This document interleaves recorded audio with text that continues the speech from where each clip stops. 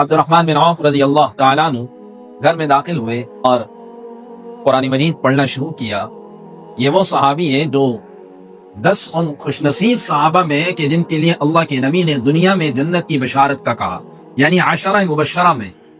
اور یہ وہ صحابی ہے جو تمام صحابہ میں سب سے بڑے مالدار صحابی یہ کہلاتے ہیں. جب مدینہ منورہ ہجرت کی اور اللہ کے نبی نے انصار کے ساتھ مواخات قائم کی، ایک انصاری بھائی ایک مہاجر کہ اپنے کاروبار میں بھی شریک کرے، تو ان کے ساتھ جن کو شریک کیا انہوں نے کہا میری آدھی زمین آپ کی، کہا مجھے نہیں چاہیے، مجھے صرف بازار کا راستہ دکھاؤ، بازار کہاں پر ہے، اور اللہ آپ کو جزائے خیر دے، جو آپ کا مال ہے آپ کا ہے، مجھے بازار دکھاؤ. اور ایسی تجارت کی کہ دنیا نے دیکھا جب اس دنیا سے جا رہے تھے تو اربوں کے مالک تھے، ہمارے رکوع میں اربوں کے مالک تھے. گھر میں داخل ہوئے، قرآن مجید کھولا، اہلیہ موجود تھی.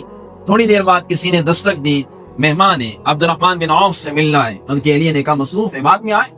تھوڑی دیر بعد پھر آئے، دستک دی، عبد الرحمن بن عوف سے ملنا ہے، کہا مصروف ہے، مشغول ہے. مہمانوں نے پوچھا کس چیز میں مشغول ہے، کہا قرآن کی تلاوت کر رہے ہیں. مہمانوں نے پوچھا کب ختم کرتے ہیں، تو ان کی اہلیہ نے کہا عبد الرحمن بن عوف کے قرآن شروع کرنے کا وقت مجھے معلوم ہوتا ہے، کب شروع کرتے ہیں، وہ ختم کب کرتے ہیں مجھے معلوم نہیں ہوتا. ایسا شوق، ایسی عبادت کا جذبہ ان حضرات کے اندر تھا، باوجود اس کے کہ بڑے بڑے تاجر تھے، لیکن عبادات کے لیے ان کا جو وقت تھا وہ وقت جو ہے وہ دنیا داری میں نہیں لگاتے تھے.